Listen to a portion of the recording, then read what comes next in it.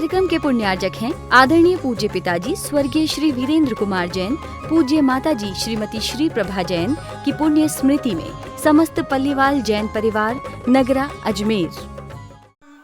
नमो आयरियाणं नमो विजायणं नमो लोये सौवसावणं एसो पंच नमो यारो सौवे पावपेणासणो मंगलाणं च सव्वेसिं प्रणमं हवै मंगलं प्रणमं हवै मंगलम।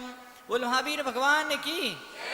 हाथ को ऊंचा उठ करके आचार्य श्री आदि सागर जी महाराज की, आचार्य श्री महावीर कीर्ति महाराज की, आचार्य श्री विमल सागर जी महाराज की, आचार्य सन्मति सागर जी महाराज की, आचार्य श्री सुनील सागर जी महाराज की।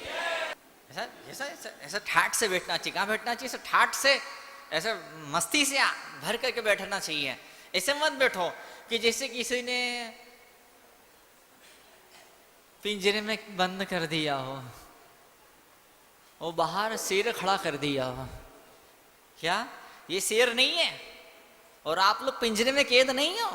ऐसा मस्ती से ठाठ से ठप्पे से बैठना चाहिए, शान के साथ में बैठना चाहिए। और शान से कैसे बैठा जाता बताओ? शान से कैसे बैठा जाता है? शान से बैठने तरीका कैसा होता है? अब ऐसा यूं बैठे रहते हैं, ऐसा चेहरा बना के बैठे रहते हैं, ऐसे गर्दन लटकी रहती है, रीढ़ की हड्डी झुकी हुई रहती है, ऐसे मुंडी नीचे रहती है। ऐसे कौन बैठता है? डिप्रेशन वाला। कौन बैठता है? कोई दिल टूट गया क्या है? क्या नाम तेरा? कोई तेरी बीबी को उठा के ले गया क्या है? अभी शादी नहीं हुई, कहां से बीबी है? कौन से को उठा के ले गया बताओ आप?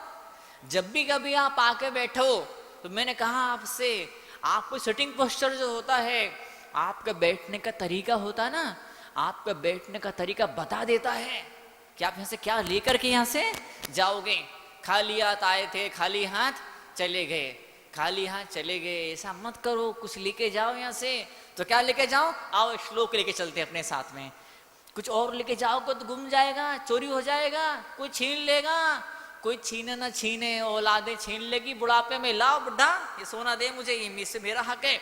वो बेटा पोता छीने ना छीने, एक दिन मौत आएगी, सब छीन के ले जाएगी।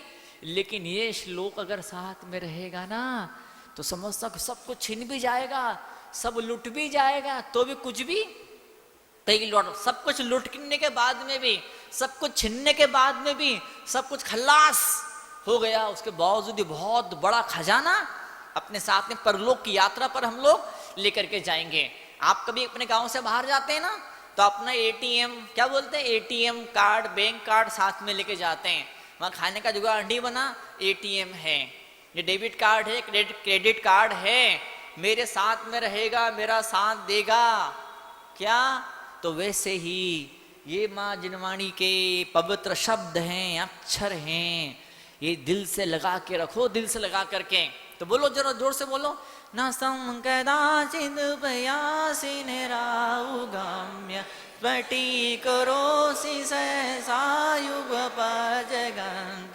नमोदरोदर निरोध महाप्रभाव सूर्यातिशायी महिमासि मुनीन्द्रलोके सूर्यातिशायी महिमासि।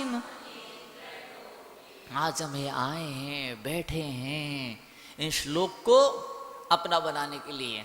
जब आप कहीं किसी मैरिज ब्यूरो के पास, मैरिज ब्यूरो वाले के पास में जाते हैं, कि शादी करवाने वाले दलाल के पास में, एजेंट के पास में जाते हैं, जब आप किसी विवाह सम्मेलन में जाते हैं तो क्यों जाते हैं? वहाँ कोई लड़के लड़की थी, आपकी बिटिया थी, और वहाँ पे किसी बेटे को अपना बनाने के लिए जाते हैं।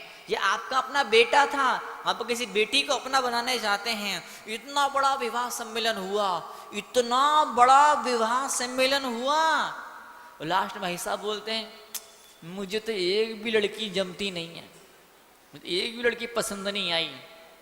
तो दादी क्या बोलती? राखड़े तेरी आँख की फूटी। बोले बताओ दादी क्या बोलती है? राखड़े तेरी आँख की फूटी है।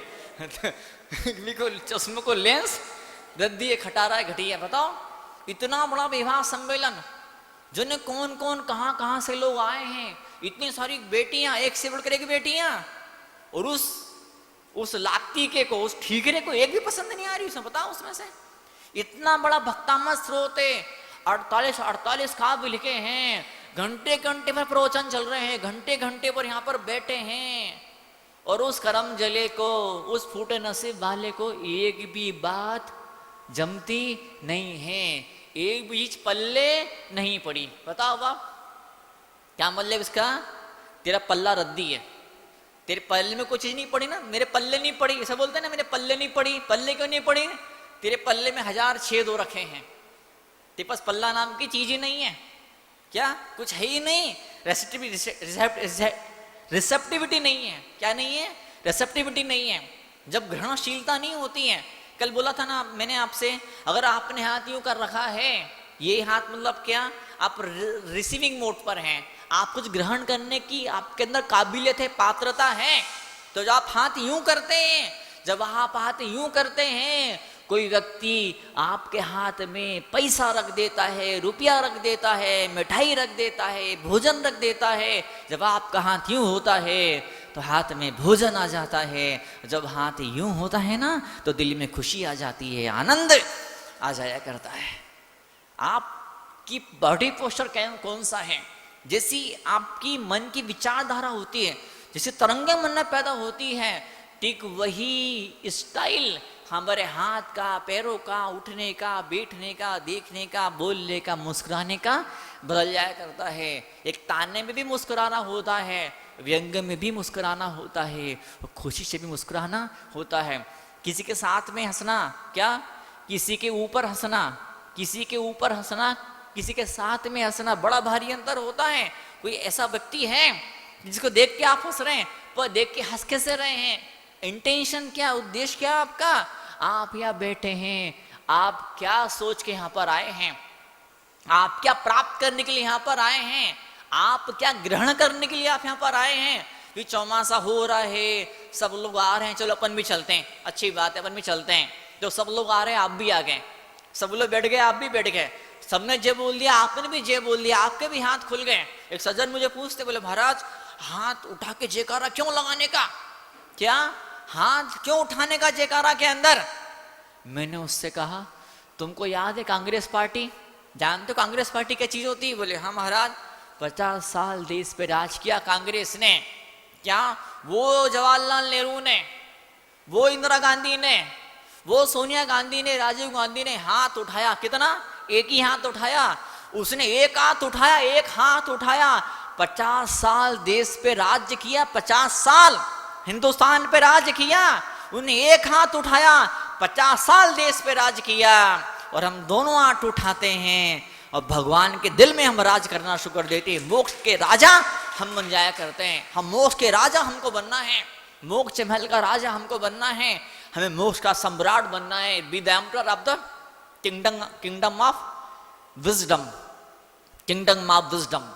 हमें ज्ञान की दौलत को, उस खजाने को पाना है। वो इतना कीमती खजाना, इतना कीमती खजाना है ना, इतना कीमती खजाना है कि आज तक विश्व के इतिहास में इतना कीमती खजाना न किसी के पास था और न कभी होने वाला है। वो दौलत आज बटोरने के लिए हम यहाँ पर, अपना बनाने के लिए यहाँ पर इकट्ठे हुए हैं। तो क्या दौलत है? नासम कदाचित प्यास न राहु गम में। हे भगवान, आप कैसे सूरज हैं, आप कैसा उजाले हैं युद्ध, क्या आप एक ऐसे स्रोत हैं, या किसी एक ऐसा भंडार है, एक ऐसा पावर स्टेशन है, क्या उसे ऐसी बिजली निकल रही, उसे ऐसी रोशनी निकल रही, उसे ऐसी रोशनी निकल रही है कि उस भापड़े सूरज को, उस बेचारे, उस गरीब सूरज को राहु ग्रस लेता है, राहु डस लेता है, राहु निगल लेता है। लेकिन भगवान तीन लोक के नाथ, आप तो कैसे सूरज हैं, ऐसे 1000 राहु आ जाएं तो आपको ग्रहण नहीं लगा सकते हैं। ग्रहण कब लगता है? सूरज होगा तो ग्रहण लगेगा। बोलते हैं ना ग्रहण, ग्रहण क्या होता? ग्रहण, ग्रहण यानी क्या? ग्रहण वो होता ना, क्या बोलते हैं उसको, वो हाँ पानी ग्रहण। कौन बोला पानी ग्रहण? ये देखो पानी ग्रहण क्या होता है, जब सूरज में ग्रहण लगता है जो चंद्रमा में जो ग्रहण लगता है तो क्या होता है, बिल्कुल अंधेरा अंधेरा छा जाता है। और जब पानी ग्रहण होता है तो बताओ, पानी मतलब हाथ को बोलते हैं, हाथ पकड़ते पकड़ते, पोंछा पकड़ते पकड़ते सीधा गले तक बात पहुंच जाती है। बताओ वो पानी ग्रहण। एक वो दादी पूछे कि भाई बहू से कि क्या बात है आजकल तुम मंदिर खूब जाना तूने शुरू कर दिया, फिर तुम मंदिर जाती नहीं थी, सुन के प्रवचन सुने नहीं, और आज रोज प्रवचन, मुझे भी तो लेके चल। आखिर प्रवचन में ऐसा होता क्या है, मुझे भी तो लेके चल। तो अब तो ऐसा होता है दादी बहू दोनों एक साथ आती है। नहीं आती क्या? आती है कि नहीं आती है? आती है। हाँ, तो आना चाहिए, जरूरी होता है। पूरे परिवार, पूरी फैमिली स्पेशली आए बैठे, लाभ ले, खजाना लूटे। ते बोलते हैं नासम कजात चिदुपयास न राहु गम्या, इसका राहु नहीं डसता है। और फिर क्या बोलते हैं, देखो अंबोधर क्या होता है बोल तो? अंब क्या होता? अंब मतलब मेघ, अंब मतलब पानी, धर उदर, अंबोधर, अंब धर उदर, जिसने अपने उदर में धरा है, रखा है, किसको? अंब को। अंब मतलब क्या? पानी। अम्बो निदौ, दूसरे लोगों में आता नहीं आता है, जिसने अपने पेट में पानी को रखा है। किसने रखा है? बादलों ने रखा है। तो वो बादल आपको ढक नहीं पाते हैं, न राहु आपको ग्रस पाता है, न बादल आपको ढक पाते हैं। और क्या और प्यारा शब्द के, ना स्तम न अस्तम, आप अस्त भी नहीं होते हो। आप कैसे सूरज हो, आप कैसे सूरज हो, कैसे सूरज हो? न तो बादल ढक पा रहा है, न राहु नष्ट कर पा रहा है। और बादल हो नहीं हो, राहु के तू आए ना आए, लेकिन आप अस्त, ये सूरज तो अस्त हो जाएगा, डूब जाएगा, ढल जाएगा, धोखा दे देगा, कपट कर देगा, छल कर देगा, सांझ छोड़ देगा।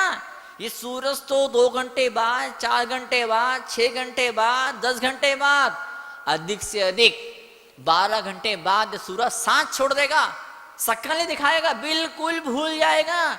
सूरज ऐसे गायब हो जाएगा जैसे गधे के सिर से सींग गायब हो जाते हैं, सूरज ऐसे गायब हो जाएगा सूरज।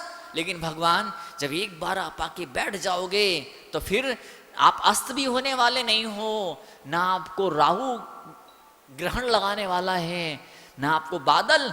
एक बार आओ तो सही, एक बार बैठो तो सही, बताओ भगवान के आ जाने से क्या होता? बोलिए, सूरज के आ जाने से क्या होता? पहले तो इस सवाल का जवाब दे दो, जो सूरज के आ जाने से क्या हो जाता बताओ? जैसे सूरज उग जाता, उगना शुरू करता है, तो गांव में क्या होता? किसान लोग खेत की तरफ जाना शुरू कर देते। अब अंधेरा खत्म हो गया, रात खत्म हो गई, चलो खेती के लिए, किसानी के लिए चलो। उधर बच्चे घर से निकल के स्कूल बैग लेके, ड्रेस पहन के कहाँ निकल जाते हैं? स्कूल के लिए निकल जाते हैं। जो बिजनेस में लोग कहाँ निकल जाते हैं? बिजनेस में लोग कहाँ निकल जाते हैं? अपने फैक्ट्री के लिए, अपने दुकान के लिए निकल जाते हैं। नौकरी पेशा वाले अपने ऑफिस के लिए निकल जाते हैं। क्या? सिर्फ एक सूरज आया, सिर्फ एक सूरज आया, किसान निकल गए हैं, किसान निकल गए, बच्चे निकल गए, बिजनेसमैन निकल गए, आप सब लोग घर से बाहर निकल गए। क्या सूरज ने बोला किसी को? क्या सूरज ने किसी को फोन किया, व्हाट्सएप किया, ट्वीट किया सूरज ने कभी? बताओ, सूरज ने इंस्टाग्राम पे मैसेज डाला था क्या कि अब तुम सब निकलो बाहर? नहीं। जैसे सूरज आता है, पूरी सृष्टि में, पूरी दुनिया में, पूरी धरती पर चहल कदम, रौनक हो जाती है। जब सूरज चले जाता है, सब तान के सोए रहते हैं, सब सोए रहते हैं, कोई घर से बाहर नहीं निकलता। ट्रैफिक भी बहुत कम हो जाता है, लोग की आवाजाही कम हो जाती है, लोग का आवागमन लोग का बंद हो जाता है, लोग घरों में कैद हो जाते हैं। जैसे सूरज आता है, पूरी सड़कों पर चहल कदमी, सड़क पर रौनक हो जाती है, स्कूलों में रौनक हो जाती है, खेतों में रौनक हो जाती है, फैक्ट्रियों में रौनक हो जाती है, दुकानों में रौनक हो जाती है। बताओ, एक सूरज आया, सिर्फ सूरज के, ये सिंपल सूरज, ये आकाश का सूरज, सिर्फ सूरज आ जाता है तो सब जगह रौनक रौनक हो जाती है। ऐसे ही जब भगवान दिल में आते हैं तो पूरे जीवन में रौनक फैल जाया करती, पूरे जीवन में जगमग जगमग जगमग जगमगाहट पैदा हो जाया करती। भगवान आप अद्वितीय सूरज हो। कौन सा सूरज हो? आप कैसे सूरज हो जो तीनों लोगों को अपने उजाले से, अपने रोशनी से आलोकित कर रहा है। अब ये जो लाइट जल रहा है आपके पास में, ये लाइट जल रहा है तो आपको मोटा बिजली का बिल चुकाना पड़ेगा।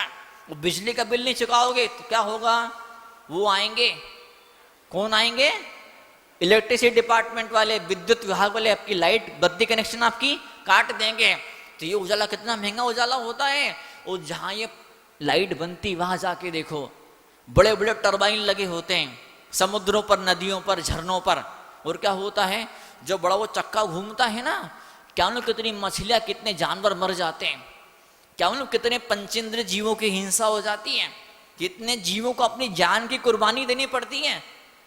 उन सैकड़ों जीवों की जान की कीमत पर ये इलेक्ट्रिसिटी लाइट आपको मिल रही है कि बड़े बड़े जानवर ना मरे, बड़े बड़े पक्षी ना मरे, जल के जीव न भी मरे, तो भी पानी के अंदर जो सूक्ष्म सूक्ष्म जीव है 36,450 जीव, वो तो मर ही रहे हैं। बताओ बाप, वो तो मर ही रहे हैं। कई बार वो पवन चक्की है ना, पवन चक्की से विद्युत बनती, ऊर्जा बनती, लाइट बनती, रोशनी होती है। कई सारे ऐसे प्रतापगढ़ साइड हम गए, और भी कई सारे जगह पर जाना हुआ, इतनी ढेर सारी पूरी पहाड़ी पर यहाँ से लेके वहां तक कई किलोमीटर तक पवन चक्की लगी हुई है। लोगों ने बोला, महाराज इस पवन चक्की की वजह से पूरा गांव में रोशनी फैल रही है। मैंने भगवान के मंदिर की तरफ इशारा किया, क्या कि ये पवन चक्की तो मैं पूरे गांव को रोशनी दे रही है, मेरी ये पवन चक्की ऐसा लाखों भक्तों को उजाला दे रही, लाखों भक्तों को रोशनी दे रही है, ज्ञान की रोशनी दे रही है। कौन सा प्रकाश लौटा रही है, भीतर का उजाला। तो यहाँ चरभवन लिखते हैं, क्या लिखते हैं, राहु आपको ग्रहण नहीं लगा पाएगा। राहु की ताकत नहीं है, राहु में दम नहीं है। अगर दिल में उजाला की छटपटाहट है, तीव्र प्यास से उजाला मिले, भीतर की रोशनी मिले, तो एक दिन ऐसा होगा कि मुनराज चले आएंगे।